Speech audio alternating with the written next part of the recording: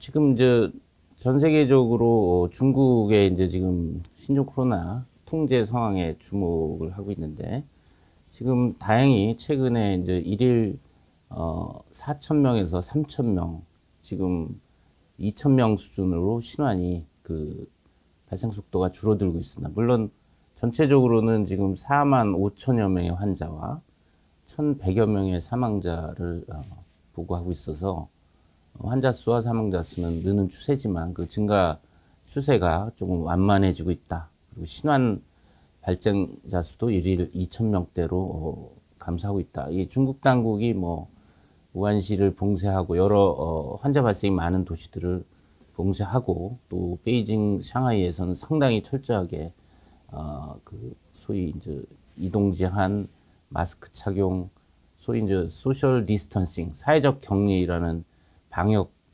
조치들을 강하게 하면서 그 효과를 좀 보고 있는 것으로 생각이 됩니다. 물론 이 보고 자료가 뭐 전수를 다 반영하는 건 아니기 때문에 우리가 좀 해석에 항상 유념을 해야 되는데, 지금 춘제 끝나고 일터로 복귀해서 또 새로운 그 사람들하고 섞이면서 추가 유행이 있을 수는 있습니다. 이 신종 코로나 바이러스는 그 먹이가 되는 숙주, 걸린 적이 없는 새로운 숙주를 찾아서 사람 간 전파를 하기 때문에 인구 이동을 통해서 새로운 인구 집단이 이렇게 섞이게 되면 그 중에 취약한, 걸린 적이 없는 사람을 또 공격해서 감염을 시키기 때문에 당분간 좀 추이는 신중하게 지켜봐야 되겠다, 이런 생각을 해봅니다. 그리고 이제 우리나라 상황은 어제 추가 환자는 없었습니다. 28분 그대로고, 다행히 추가로 회복돼서 퇴원하신 분이 7명이어서 아직은 우리나라 환자들이 잘 치료받고 또 경증으로 회복이 되는 상황입니다. 변동사항은 어제 3차 비행기가 이제 우한에 가서 내국인들 또 그 가족들을 입국시켰습니다. 그 중에서 이제 5명이 기침이나 열 이런 증상이 있어서 건강한 자녀 둘과 함께 국립중앙의료원으로 지금 입원이 돼서 지금 검진을 받고 있기 때문에 이분들 중에서 이제 추가 확진 환자가 나올 수도 있겠다, 이런 추정을 해봅니다. 자, 이제 어제 중요한 뉴스 중에 이 신종 코로나 바이러스 감염증의 공식 명칭을 세계보건기구에서 발표를 했습니다. 코비드 19, 생소하죠. 코비드 19. 이것은 코로나 바이러스 디지즈 2019의 약자라고 합니다. 코비드 19 이렇게 했고, 그 다음에 이제 우리나라 정부에서는 코로나 19라고 명명을 했습니다. 그리고 바이러스에 관한 분류법 국제위원회에서 이제 코로나 바이러스 분과에서 이 신종 코로나 바이러스 감염증의 병원체를 다시 명명을 했습니다. 여태까지는 2019 N 코로나 바이러스, 노블 코로나 바이러스 이렇게 명명하던 거를 사스 코비2라고 또 명명을 했습니다. 아주 생소합니다.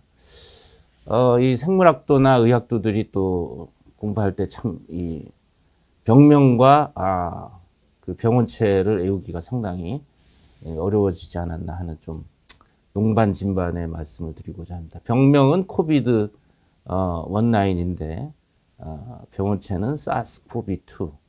일치가 잘 안 되죠. 딱 매칭이 안 돼서 참 저도 좀 딱 와닿지는 않습니다. 여태까지 신종 감염병이 출현하고 이렇게 병명이 또 병원체가 자주 바뀐 적은 처음인 것 같습니다. 세계보건기구가 뭐 발빠르게 어떤 지역이나 인물이나 어떤 집단 또 어떤 동물을 특정하지 않고 아주 중립적으로 명명을 한다고 이제 한 거고, 또 그러면서도 이 우한에서 2019년 12월에 시작한 신종 코로나 바이러스엔 급성 호흡기 바이러스 감염증의 특성을 그대로 병명이나 병원체에 이제 일치가 돼야 되는데 이것도 딱 와닿지 않는 그런 상황이어서 아직까지도 이 병명 바이러스 명칭의 장명에 대해서 아직 익숙하지 않다는 느낌이 있습니다. 어쨌든 우리나라 정부도 코로나19라고 했는데 어쨌든 또 일반 국민이나 언론에서는 뭐 짧으면서도 딱 이 정체를 알 수 있는 병명이 딱 좋은데 그래서 뭐 저는 아직 그냥 신종 코로나라고 그냥 부르는 게 낫지 않겠냐. 아직은 신종이기 때문에 나중에 좀 적응이 되면 또 코로나19 이렇게 부를 수도 있겠는데 어쨌든 코로나19라는 것이 익숙치는 않습니다. 그래서 어쨌든 신종 코로나 바이러스 감염증의 공식 명칭이 발표됐다라는 얘기를 드리면서 잠깐 뭐 여태까지 감염병의 명칭을 보면 대부분이 어떤 지역명입니다. 우리가 에볼라 바이러스도 1970년대에 자이레, 그때 단 자이레였죠. 지금 콩고지만 하고 수단의 인근 지역에 이제 에볼라 강이라는 데서 갑자기 급성 출혈열 환자들이 집단 발생하다 보니까 에볼라 바이러스라고 했고, 지금 뭐 웨스트 나일 바이러스도 이게 나일강의 서쪽 서나일강, 서나일강이 강이 두 갈래로 이제 나눠지는데 이 서나일강 인근에서 시작했기 때문에 웨스트 나일 바이러스다. 지카 바이러스도 이제 우간다의 지카 숲에서 처음 환자가 생기고 그래서 이제 지카 바이러스다. 이렇게 우리나라에서 유명한 또 유행성 출혈열 있지 않습니까? 그것도 1977년에 이제 한탄강에 이제 등줄지에서 바이러스가 처음 발견이 돼서 한탄 바이러스라고 이렇게 직명을 많이 붙이는 경우가 많습니다. 그리고 두 번째로는 뭐 스페인 독감도 스페인이라는 독감 지명도 그렇고 2009년 멕시코에서 시작한 신종 인플루엔자 같은 경우도 논란이 많았죠. 처음 뭐 멕시코에서 시작했으니까 멕시코 독감이다. 또는 멕시코의 그 농장에 돼지부터 바이러스가 유래가 돼서 사람이 감염됐으니까 돼지 독감이다. 어쨌든 그때도 이제 멕시코 정부는 많이 항의했고 또 그런 돼지를 키우시는 분들도 많이 항의를 해서 그때 당시에 이제 신종 인플루엔자, 노블 인플루엔자 바이러스라고 쭉 불렀는데 그때 당시에도 논란이 많았죠. 근데 아직도 우리 많은 분들은 2009년 멕시코에 시작한 인플루엔자, 신종 인플루엔자를 신종 플루라고 부르고 있습니다. 아직까지도 신종 플루라고 부르고 있죠. 구종인데요. 이미 계절 독감으로 돼서 매년 유행하는 그 약화된 바이러스로 됐는데 아직도 신종 플루라고 부르는 아이러니가 있는 거죠. 그래서 사실 이 명칭, 장명한다는 것이 굉장히 어렵습니다. 뭐 한때는 이 바이러스를 처음 발견한 사람들이 자기의 업적을 남기고자 또 바이러스 명칭의 이름을 남기기도 합니다. 라임병의 원인 병원체는 보렐리아 복터페리인데 이 복터페리라는 것은 이제 발견한 사람의 또 이름이기도 했습니다.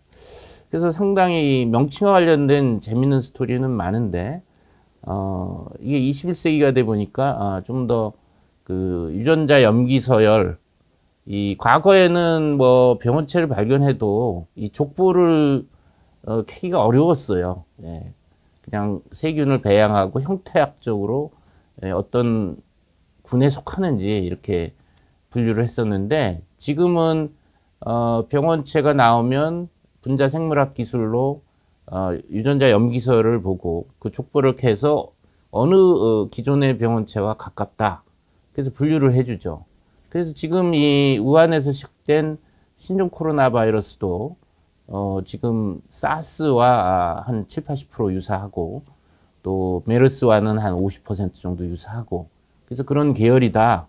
그런 측면인데 지금 바이러스 분류에 관한 국제위원회 코로나 분과에서 사스코비2라고 한 것도 사스 코로나 바이러스와 유사하기 때문에 2003년 사스를 뭐 사스코비 1이라고 이제 명명할지는 모르겠어요. 지금 그런 얘기는 없는데, 그거와 가까운 사스코비 2라고 한 게 아닌가. 신종 코로나 바이러스. 그러면 지금 중동에서 유행하는 메르스, 중동호흡기 증후군 코로나 바이러스, 메르스 코로나 바이러스는 그럼 사스 코로나 바이러스 3냐? 이것도 논란거리죠. 그리고 중동호흡기 증후군도 어떤 지역을 지금 특정해서 병명을 명칭을 했기 때문에 그것도 역시 우리가 어떤 지역 인물 어떤 그 동물을 피하자는 의미에서는 메르스라는 용어도 지금 중동에 대한 나쁜 이미지를 주고 있는 거여서 그것도 좀 논란거리인 것 같습니다. 어쨌든 이 장명과 관련된 어떤 그 통일된 원칙과 이런 걸 좀 사전에 WHO와 이 그 병원체 장명 분류 국제 학회들이 미리미리 원칙을 해놨으면 신종 감염병이 생기면 처음부터 어떤 명칭을 하나 딱 정해지고 쭉 가는 게 좋은데 지금 이렇게 그 유행이 시작된 지 한 달 반 정도 됐는데 이름을 또 싹 바꾼다라는 게 이게 과연 받아들이기가 쉽지 않은 그런 하나의 여담이지만 이게 좀 우리가 생각해봐야 될 문제가 아닌가 그런 생각을 해봅니다. 자, 오늘은 좀 이 지금 치명률에 대한 많은 관심들이 많습니다. 우리가 뭐 이 신종감염병이 오면 결국 전염력과 치명률, 뭐 우리가 일반인들이 말씀하는 그냥 사망률이죠, 사망률. 학술적으로는 이 치명률, 케이스 퍼탈리티 레이트라고 하는데 환자, 분모에 이제 환자가 있고 그 중에 돌아가신 분을 사망자를 분자로 해서 곱하기 100하면 이제 치명률 이 나오죠. 그래서 이 치명률, 사망률이라고 하는 거는 뭐 일반 그냥 알아듣기 말씀드리면 그냥 사망률이라고 하는 것은 결국은 이 며칠 전에도 말씀드렸지만 이 새로운 감염병이 오면 초기에는 이 피라미드로 해서 이제 스펙트럼이 다양하다. 중증부터 경증, 무증상 이렇게 다양하면 초기에는 사망자나 중증 환자만 주로 발견이 됩니다. 이번에 초에 이제 우한시에서 폐렴이 심하고 호흡곤란으로 사망하는 환자들이 주로 병원에 와서 진단을 받고 그러다 보니까 이 무증상이나 경증 환자들은 초기에 집계가 되질 않습니다. 그래서 이 화면의 왼쪽을 보면 중국 후베이성, 특히 우한시에서 초기에 사망률도 높고 중증 환자가 많은 이유가 이 경증 환자가 대개 뭐 경증 환자는 병원까지 안 가고 뭐 자연 치유가 되거나 뭐 또 워낙 의료 시설이 부족하고 병실이 부족하니까 가기도 힘든 상황이니까 아주 중증인 환자들만 그 진단이 되고 치료가 되고 집계가 되겠죠, 통계가. 그러니까 신종감염병이 뭐 과거에 사스도 그랬고 멕시코에서 시작한 신종 인플루엔자 2009년도 그랬고 초기에는 중증 폐렴 환자와 중증 환자들이 집계되니까 이 치명률이 높았습니다, 초기에. 그러니까 이 지금도 초기에 그 사망률은 중국에서 우한시 한 병원에서 초기에 그 중증 환자를 집계한 거는 치명률이 15%였습니다. 그걸로 보면 굉장히 공포스럽죠. 그래서 이 초기에는 중증 환자가 주로 발견이 되고 치료되다 보니까 치명률, 사망률이 오버 에스티메이트, 실제보다 과대평가되는 경향이 있다. 뭐 사스나 신종 인플루엔자나 메르스나 다 그런 상황이었고요. 점차 진단 키트가 보급이 되고 병원 의료 진료 받는 사람이 늘면서 오른쪽에 보면 경증 환자도 있고 또 무증상 감염도 발견이 되고 그러다 보니까 이제 전모를 좀 더 파악하게 되죠. 그러니까 이 분모에 해당되는 환자 수가 중증뿐만 아니라 이제 경증, 무증상 감염자까지 집계되니까 전체적으로 이제 그 희석이 되죠. 그러다 보니까 실제적인 치명률에 가까운 전무에 가까운 치명률을 알게 되고, 그런 면에서는 지금 중국 이외에 우리나라를 포함해서 많은 선진국에서는 경증 환자 또 무증상 환자가 많이 발견되는 그런 상황이어서 치명률이 훨씬 낮죠. 그래서 이런 치명률과 관련된 것은 이 어떤 신종감염병 초기 단계에서는 중증 환자, 사망자 위주로 짓게 되니까 높다. 그리고 또 감시 체계를 어떤 사례 정의를 어떻게 하느냐에 따라 다릅니다. 왜냐하면 사례 정의라는 것은 신종 코로나 바이러스 감염증을 의사가 초기에 의심을 해서 검사를 하게 되는 환자들이기 때문에 사례 정의가 뭐 폐렴이나 중증 위주로 되면은 치명률이 높게 되겠죠. 지금 우리나라 같은 경우 이제 초기에 폐렴 환자 위주로 해다가 지금은 발열 또는 호흡기 증상으로 해서 중국 전역 또 의사재량권을 주다 보니까 사례정이 폭이 넓어졌습니다. 그러니까 경증 환자, 그 무증상 환자들도 이제 28번 같은 경우도 지금 뭐 무증상 감염으로 생각이 될 정도니까요. 그래서 이 감시처에게 사례 정의에 따라서 이 결국 경증 무증상 환자가 또 많이 포함이 된다면 치명률도 감소된다. 그리고 진단키트가 보급이 중국 당국에서도 아마 초기에는 부족하다 보니까 중증 환자로 한정해서 이제 사용한다 보니까 이제 높게 나왔고, 우리나라도 뭐 초기에 진단키트 보급이 제한되다 보니까 아무래도 폐렴이나 중증 환자 위주로 짓게 되다 보니까 중증 환자가 주로 발견되는 경향이 있고, 또 하나는 사실은 이 환자가 이 확진 환자가 노출이 돼서 바이러스가 들어와서 잠복기를 지나서 또 증상이 시작돼서 중증 폐렴으로 가서 사망까지 가는 데는 적어도 2 내지 3주가 걸립니다. 그러니까 어떤 유행 초기에는 그 정확한 그 사망률, 치명률을 보여준다고 할 수가 없죠. 어느 정도 환자들이 늘고 그 중에 뭐 회복하는 환자분이 있고 또 일부는 중증으로 가서 사망까지 가려면 적어도 2 내지 3주가 되기 때문에 이걸 뭐 초기 단계에서 실제보다 치명률이 과소평가되는 언더에스티메이트 될 확률도 있습니다. 그래서 어쨌든 끝까지 끝나봐야 이 치명률은 정확한 정확한 치명률을 알 수 있다. 신종 코로나의 정확한 치명률은 이 유행이 종식돼야 집계돼야 알 수가 있다. 일례로 뭐 2003년 사스 같은 경우도 초기에는 치명률이 10 내지 20% 30% 이렇게 높았습니다. 의료진도 다수 감염되고. 근데 결국 2003년 7월에 끝나고 보니까 치명률은 9.6%로 이렇게 감소된 초기보다 낮아진 상태로 이제 결과가 나왔죠. 그래서 치명률과 관해서는 해석을 할 때 이런 요인들이 있다 이렇게 생각하시면 좀 더 정확하게 아실 수가 있을 것 같습니다. 자, 그래서 지금 코비드-19 치명률, 신종 코로나 치명률을 어제 WHO에서 발표한 자료를 가지고 잠시 분석을 해보면 중국 전체는 치명률이 2.5%입니다. 그리고 후베이성만 국하하면 3.2%로 높죠.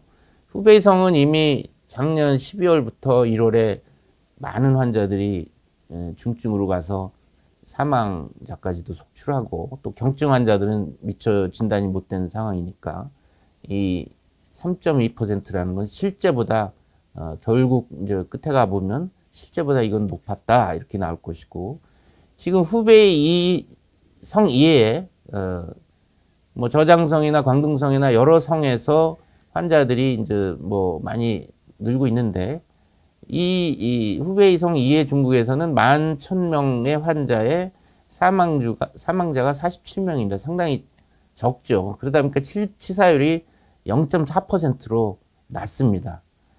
그러니까 그럼 0.4%가 전체를 지금 대변하느냐? 꼭 그렇다고 볼 수는 없겠죠. 이 지금 후베이성 이해 지역은 사망자가 이제 조금씩 느는데 앞서 말씀드린 것처럼 입원 환자 중에 증증이 돼서 폐렴이 돼서 사망까지 귀결되는 시간이 뭐 2 내지 3주 이상은 지나야 되니까 0.4%보다는 높을 것이다. 앞으로 추이는 봐야 되겠지만 그런 그 추정을 할 수가 있고요. 중국 이해 국가는 지금 24개 국가에서 그 중국 우한에서 오신 분들 그 입국자 또는 뭐 2차, 3차 지역사회 감염 통해서 지금 444명인데 사망자는 이제 필리핀에 있는 한 명뿐입니다. 그러니까 이 치명률이 0.23% 낮죠.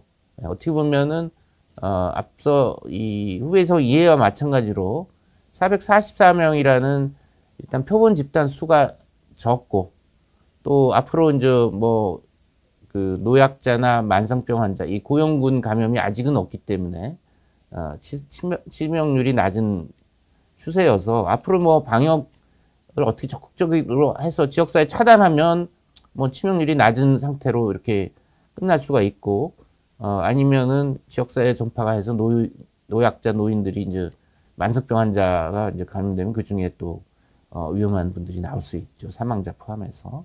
그래서 제가 생각하기에는 결국은 2.5%하고 0.23% 중간이지 않을까. 귀결이. 그런 예측을 해봅니다. 물론 끝이 나야 이 유행이 종식돼야 이제 정확한 값은 나오겠죠. 그래서 2.5%와 0.23% 사이라고 생각이 되고 지금 이제 독감하고들 많이 비교를 하시는데 독감은 이제 인플루엔자죠. 그래서 사실은 1대1로 비교하기는 참 어렵습니다. 이건 신종 코로나 바이러스고 우리가 매년 겪는 독감 인플루엔자는 계절 인플루엔자고 신종이 아닌 거죠. 물론 2009년에 나온 멕시코에서 시작된 신종 인플루엔자 바이러스는 신종이죠. 그래서 계절 인플루엔자하고 비교하면은 계절 인플루엔자는 0.01% 내지 0.04%의 치명률이니까 계절 인플루엔자보다는 이 신종 코로나가 높습니다. 그리고 계절 인플루엔자는 백신도 있고 항바이러스도 있기 때문에 사실 이 1대1 비교라는 건 사실 맞질 않죠. 비슷한 조건이어야 되니까. 그리고 지금 뭐 계절 인플루엔자로 우리나라 미국에서 뭐 매년 5만 명 내지 8만 명 사망하고 우리나라는 약 2천 명 정도가 사망하기 때문에 계절 인플루엔자가 굉장히 중요합니다. 예방과 치료 중요하고 이 신종 코로나 못지않게 이제 중요한데 사실 1대1로 비교하기는 서로 조건이 안 맞는다. 물론 딱 그 비교해서 어떤 중증도를 보기에는 쉽게 와닿는 부분은 있죠. 그렇지만은 뭐 굳이 비교해야 된다면 2009년 신종 인플루엔자 멕시코에서 시작된 당시 초기에 백신은 없었고 물론 다행히 항바이러스가 있었기 때문에 어떤 지금 신종 코로나 다르죠. 신종이긴 해도 그래서 그때 당시에도 이제 신종 인플루엔자가 2009년 전 세계를 팬데믹으로 휩쓸었는데 우리나라는 항바이러스제도 적극 쓰고 백신도 좀 늦었지만 접종하고 해서 결국 그때 당시에 270명 사망자를 초래했습니다. 그래서 치사율이 0.035%, 0.04% 정도였죠. 그러니까 그때 당시에 이제 방역이나 항바이러스 사용이나 백신 사용해서 치사율이 이제 떨어진 부분이 있어서 이번에 이제 신종 코로나도 과연 우리나라 의료 수준이 높고 문턱도 낮고 그래서 중국과 같은 그런 치명률이 그렇게 높게 나오리라고 생각하지는 않습니다.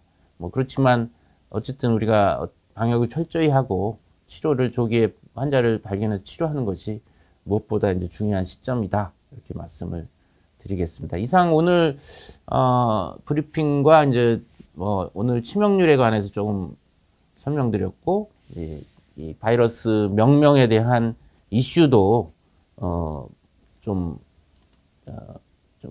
논의를 좀 해봤습니다. 그래서 몇 가지 지금 뭐 질문을 좀 한번 들어보도록 하겠습니다. 네, 어제까지 총 7명이 완치돼서 퇴원했고요. 증상은 이제 독감, 독감 수준이다 이렇게 환자분이 말씀하셨는데 네. 그거에 대해서 혹시 어떻게 생각하시는지 실제로 걱정하지 않아도 되는 심각하지 않은 상황인지. 현재까지 우리나라 확진자 수 28, 그래서 뭐 대부분 30대, 40대, 50대여서 비교적 건강한 분이 또 걸렸고, 지금 대부분 이제 독감, 태어난 분들은 이제 독감 수준이다.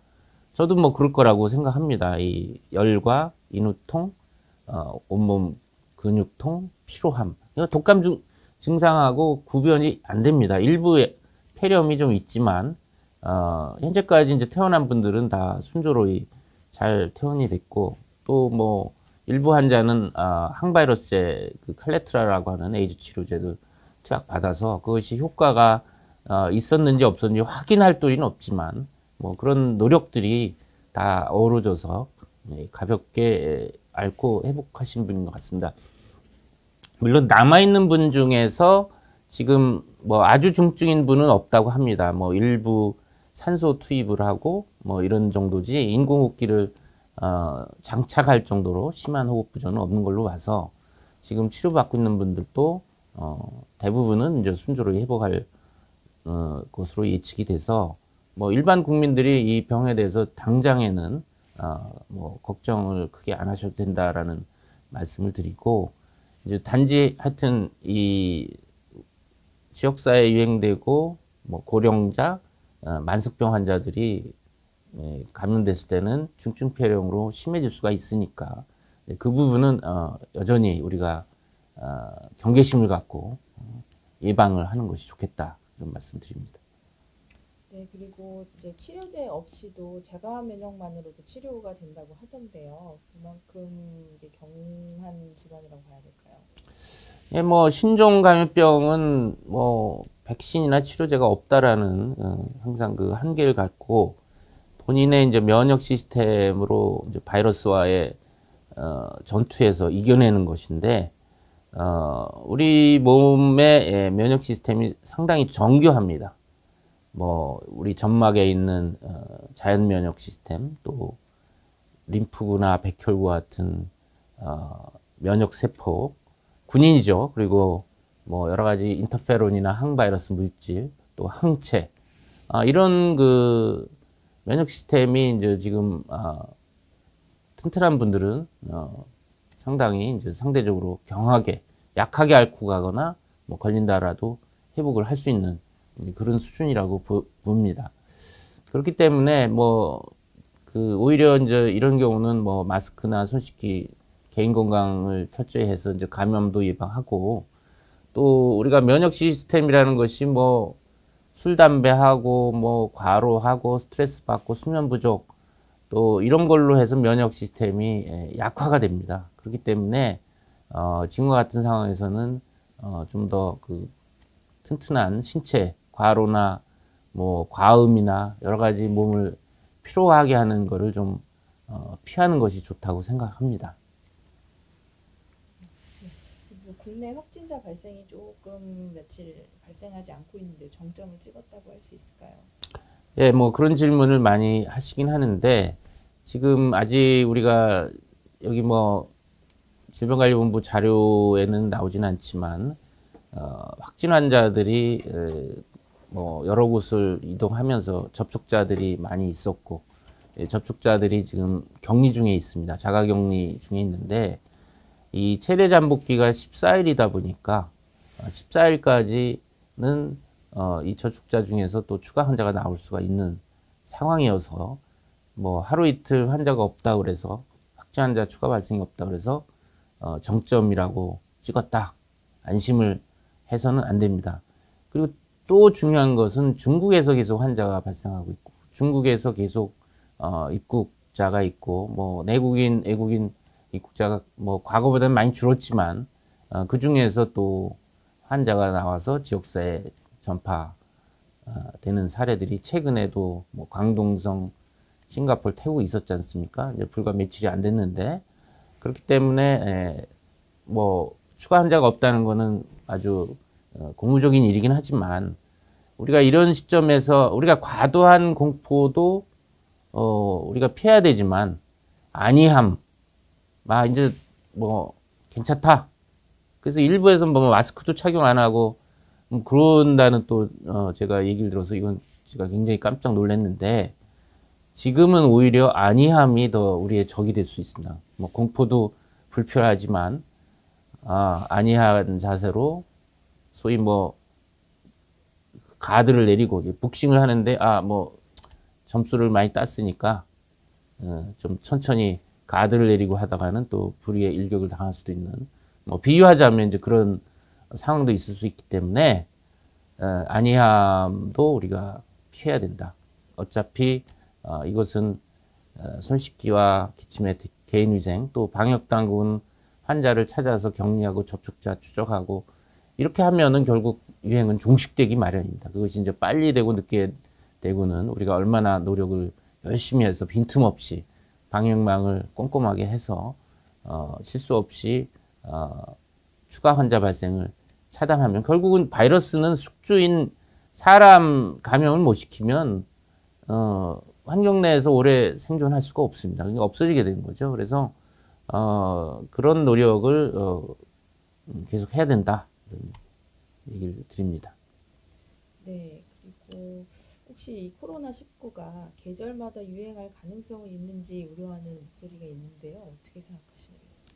지금 뭐 알 수 없죠. 예, 알 수 없는데 2003년 사스가 그 어떤 유행 후에 종식이 되고 지금 유행을 안 하지 않습니까? 뭐 일부 실험실에서 누출이 돼서 소수의 이제 소수 유행이 있었지만 그건 뭐 지역사회 유행은 아니었고요. 그래서 이 코로나 19의 경우도 뭐 방역을 열심히 하고 뭐 전 세계적인 그 노력을 통해서 2003년 사스처럼 사라지고 더 이상 유행을 안 하는 그런 시나리오가 하나가 있겠고요. 만약 방역을 잘 못해서 계속 유행을 하면 지금 중동호흡기 중은 메르스가 사우디에서 계속 풍토병처럼 계속 발생하고 있지 않습니까? 물론 낙타라는 숙주가 있어서 거기서 계속 전염원이 돼서 인체 감염이 있는 거고 인체 사이에 이제 또 유행하는 풍토병처럼 지금 돼 있는 상황입니다. 그러니까 이 코로나 19의 경우도 최악의 경우는 이제 그런 풍토병처럼 때때로 유행할 수가 있는데 아직 알 수가 없습니다. 모르는 부분이 너무 많습니다. 지금 안타까운 부분은 중국에 4만 5천 명 이상의 그보다 훨씬 많겠죠. 환자들이 있는데 이 정체에 대한 연구나 그 많은 뭐 전염력이나 치사율이나 뭐 여러 가지 궁금한 퍼즐들을 중국이 답을 갖고 있고 알려줘야 되는데 간헐적으로 뭐 잠복기의 전파력이 있다, 뭐 잠복기 24일이다 이렇게 그 조각조각 조그만 뉴스만 알려주니까 우리나라나 외국에서는 더 궁금해하고 더 무서워하는 거죠. 그래서 사실은 지금 이 코로나19도 중국이 어떻게 하느냐. 결국은 중간 숙주를 찾아서 중간 숙주와의 인체 노출을 차단하면 유행이 종식되고 더 이상 인체 감염은 없겠죠. 근데 중간 숙주를 그대로 둔 채 중국 남부나 이 후베이 성 이런 데서 앞으로도 계속 지금과 같은 생동물 시장에서 그 보양식으로 먹는다든지 이러면 또 때때로 유행을 일으킬 가능성도 있습니다. 아직 모르지만 몇 가지 시나리오를 추정할 수 있겠습니다. 네, 올라온 질문 하나 드릴게요. 국내외에서 백신 개발에 굉장히 열심히라는 보도가 있는데요. 혹시 백신 개발이나 상용화 시기는 언제쯤 바라볼 수 있을까요? 그것도 뭐 속단할 수는 없습니다. 지금 뭐 우리나라 보건당국도 신종 코로나 바이러스 분리해서 그걸 백신과 치료제 개발에 이제 적극 분양하겠다라는 발표를 했죠. 그래서 많은 연구소와 대학 또 연구학자들이 백신 개발에 지금 시동을 걸었는데 결국은 이 신종 코로나 바이러스가 인체를 감염시키는 그 기전 또 우리 인체 면역 시스템이 어떻게 바이러스를 방어하고 중화시키냐 하는 그런 방어 기전 또 어떤 그 바이러스의 어떤 부분이 폐렴을 일으키고 치사 수준의 그 병독성을 나타내느냐. 뭐 이런 기초 연구가 좀 돼야 됩니다. 그러니까 사실은 백신이 어느 날 뚝딱 개발 안 됩니다. 이 기초 연구가 돼야 되는데 참 아쉬운 부분은 그 신종감염병 유행할 때마다 똑같은 질문이거든요. 이게 치료제 백신 개발 어떻게 되느냐, 언제까지 되느냐. 근데 사실은 평상시에 코로나 바이러스나 바이러스에 대한 연구 개발, 기초 연구에 많은 투자를 해야 되는데 지금 인프라가 뭐 연구자도 적고 그 연구에 대한 기초 연구가 안 돼 있습니다. 지금 뭐 코로나 바이러스 전문 연구자를 찾기도 힘든 편이니까요. 그래서 이 백신 개발이라는 게 어느 날 갑자기 뭐 그 예전에 이제 뭐 19세기 파스테르나 뭐 이런 그 아주 미생물의 그 시조라고 할 수 있는 그 유명한 그 학자들은 예전에는 뭐 바이러스나 특히 세균 같은 거를 불활성화 시켜서 그냥 어깨에다 접종해서 백신을 만드는 굉장히 원시적인 수준이었는데 지금 그렇게 할 수가 없거든요. 뭐 부작용이나 이런 것 때문에. 그래서 지금 21세기의 백신 개발은 뭐 10년, 15년 걸리고 돈도 1조 원 가까이 듭니다. 새로운 백신 개발하는데. 그렇기 때문에 찔끔찔끔해서는 안 되는 거고 또 평상시에 이 백신 개발에 연구 인력이나 기초 연구에 투자를 해놨어야지 이것이 그걸 발판으로 해서 빨리 가는 건데 사실은 그런 어떻게 보면 우리나라의 이 연구 개발에 있어서 평상시에 좀 투자를 했으면 좋겠습니다. 이렇게 문제가 되면 막 투자를 합니다. 그리고 끝나면 또 이제 잊어먹고 중단이 되는 거죠. 중장기적으로 끊임없이 계속 연구자를 근데 문제는 이제 돈이 안 되면 연구개발 투자가 중단이 됩니다. 그러다 보니까 이런 백신 개발이라고 하는 굉장히 위험한 연구자나 연구개발 기관보다는 요즘 뭐 당뇨나 혈압약, 뭐 다이어트약, 고지혈증약 한번 개발하면 뭐 평생 먹는 어느 정도 수익이 보장되는 쪽에 연구가 많이 되고 있어서 항상 안타깝습니다. 그러니까 이번 기회로 국가가 이 바이러스 연구자 또 항바이러스 백신 개발에 대한 장기적인 왜냐하면 뭐 신종감염병은 계속 주기적으로 올 것이기 때문에 평소에 연구 개발 투자를 해놔야 된다. 특히 기초 연구에 대한 지금 전문 연구자들이 태부족입니다. 그래서 아마도 이런 유행이 있을 때마다 이제 뭐 관심이 있고 또 끝나고 이래가지고는 뭐 백신 개발이 사실 되기가 힘들죠. 그러니까 2003년 사스도 지금 17년이 지났지만 백신이 없습니다. 뭐 그럴 정도로 이게 쉽지 않은 그 과제인데 좀 이번 기회에 좀 지속적인 연구개발 투자에 좀 정부가 관심을 가졌으면 좋겠습니다. 네. 그리고 중국에서는 의료진이 최소 500명 정도 감염됐다는 얘기도 있는데요. 이 병원에서 많이 위험한 상황이거든요. 예, 지금 아마 그 병원에 종합병원, 대학병원 가면 입구부터 아주 그 입구를 제한하고 지키면서 열 감지기도 갖다 놓고 손소독제도 하고 다 확인하고 들여보는 걸 보실 수 있습니다. 이게 뭐 괜히 그러는 게 아니라 2015년 메르스 때 병원에서 유행하면서 많은 환자 또 가족, 간병인 또 의료진이 감염돼서 큰 곤욕을 치렀기 때문에 이건 뭐 정부가 안 시켜도 의료진 또 병원에서는 직감적으로 지켜야 된다라는 그 생존 차원에서의 그런 그 대책이 이제 지금 시행되고 있고 어떻게 보면 병원이 2015년 경험을 교훈 삼아서 준비를 해왔었고 또 즉시 시행하는 거 보면은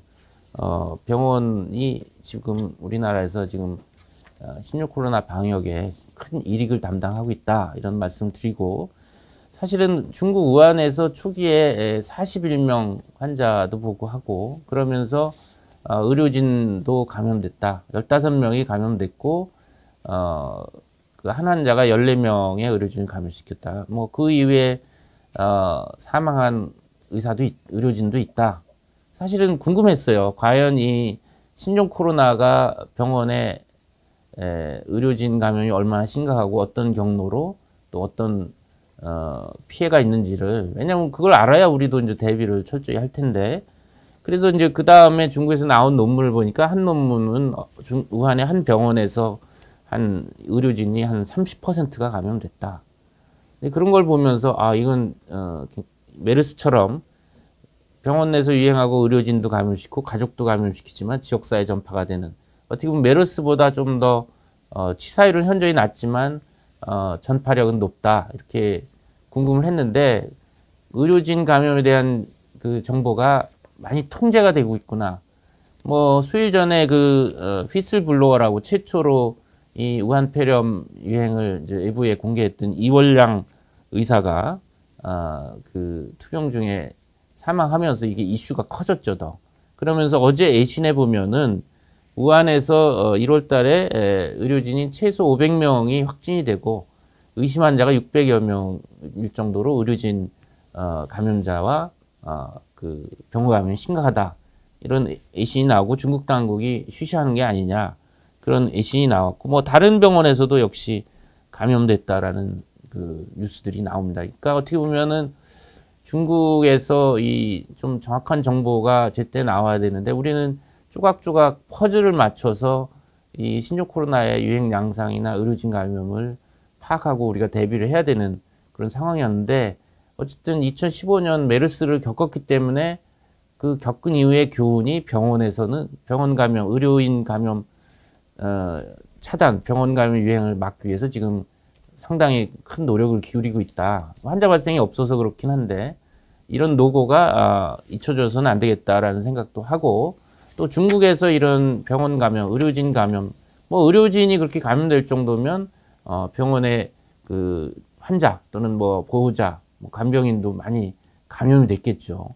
그래서 그런 좀 실상들이 좀 빨리 발표가 돼야 우리가 대응하는데 좀 더 효과적으로 할 수 있지 않을까. 이런 신종 바이러스 감염증의 이제 초기에는 이런 정체를 모르고 조각조각 애신을 가지고 전체 퍼즐을 맞춰서 대응을 해야 된다는 것이 상당히 어려운 측면이 있고, 우리가 지금 병원에서 철저히 하고 있지만 그래도 그 경각심을 놓칠 수가 없습니다. 조금이라도 틈이 생기면 우리가 2015년 겪었던 병원 내 감염이라고 하는 상당히 큰 또 충격이 있을 수가 있기 때문에, 피해가 있을 수 있기 때문에 중국에서의 이런 병원 감염, 의료진 감염 상황을 좀 더 우리가 정보를 알아내고 또 그런 것들이 우리나라에서 재현되지 않도록 노력을 해야겠다, 이런 생각을 합니다. 네. 기온이 올라가면 전파 속도가 좀 줄어들 거라시는 기대가 있는데요. 어떻게 보시나요? 예, 뭐 그런 기대 당연히 있죠. 지금 비도 오고 습도도 올라가고 약간 뭐 온도도 올라가면서 입춘도 지나고 해서 기대감이 있는 게 사실입니다. 어제도 이제 말씀드렸듯이 이 바이러스가, 신종 코로나 바이러스가 환경 내의 조건에 따라서 온도, 습도, 그 표면의 재질에 따라서 뭐 24시간 내지 뭐 7, 8일까지 오래 간다. 그렇기 때문에 분명 이 기후 요인에 의해서 이 바이러스가 환경 내 생존 기간이 단축이 될 겁니다. 그만큼 그 환경 오염으로 인한 접촉 감염의 빈도를 떨어뜨리기 때문에 부분적으로 유행을 좀 줄이는 효과는 있을 거라고 봅니다. 그렇지만은 감염병의 기본은 이 병원체라고 하는 바이러스, 숙주인 사람, 이 환경, 이 세 요인의 상호작용하에서 감염병이 출현하고 또 사라지기도 하는 거기 때문에 이 신종 코로나라는 병원체, 숙주라는 사람, 또 환경이라는 온도, 숙주, 이 세 가지 요인 중에서 분명 봄이나 여름이 돼서 온도가 올라가고 습도가 올라오면 바이러스가 환경 내 생존이 줄기 때문에 유행에 부분적으로 영향이 있을 거지만, 그렇지만 여전히 사람이라는 숙주와 바이러스의 상호관계는 있고, 바이러스는 사람의 몸에 들어와서 세포에서 증식해서 살아있는 세포에서 생존하기 때문에 여전히 이 사람에서의 감염을 차단하고 우리가 개인위생 철저히 하고 이런 것들이 수반되지 않으면 유행이 될 수 있고 길어질 수가 있는 거죠. 지금 온도 습도만으로 고온 다습으로 바이러스가 소멸된다. 그러면 이제 싱가포르에서 지금 환자가 계속 발생되는 거나 태국에서 발생되는 거를 완벽하게 설명할 수가 없죠. 우리가 온도, 습도라는 기후 요인이 환경 요인으로 부분적으로 영향을 끼칠 수 있지만 그것만으로 유행이 종식되지는 않는다. 지금 이제 싱가포르와 같은 열대 또 태국 열대 이런 지역 아열대 지역에 홍콩 이런 데 유행하시는 걸 보시면 환경 요인만으로는 해결이 안 된다. 결국 미생물인 바이러스 병원체와 숙주의 상호작용이기 때문에 사람이 얼마나 손 씻기 하고 이 병원체와 거리 두기를 많이 해야 됩니다. 이게 숙주를 못 찾으면 바이러스는 죽거든요, 결국은. 그래서 지금 많은 이제 방역 노력, 뭐 격리라든지 또 개인위생 이런 걸 계속 철저히 해 나가야 됩니다. 그랬을 때 이 유행이 좀 더 일찍 끝날 거다. 피해도 적을 거다. 그런 얘기를 드립니다. 예, 오늘 또 여러 외국의 상황과 또 치명률에 대한 말씀, 또 기후 요인에 대한 말씀, 또 국내 환자 발생 상황, 몇 가지 또 명명에 대한 그 논란 이런 말씀을 좀 설명을 드렸고요. 이만 오늘 마치기로 하고요. 내일 이제 금요일인데 내일 아침 9시에 다시 뵙도록 하겠습니다. 경청해 주셔서 감사합니다.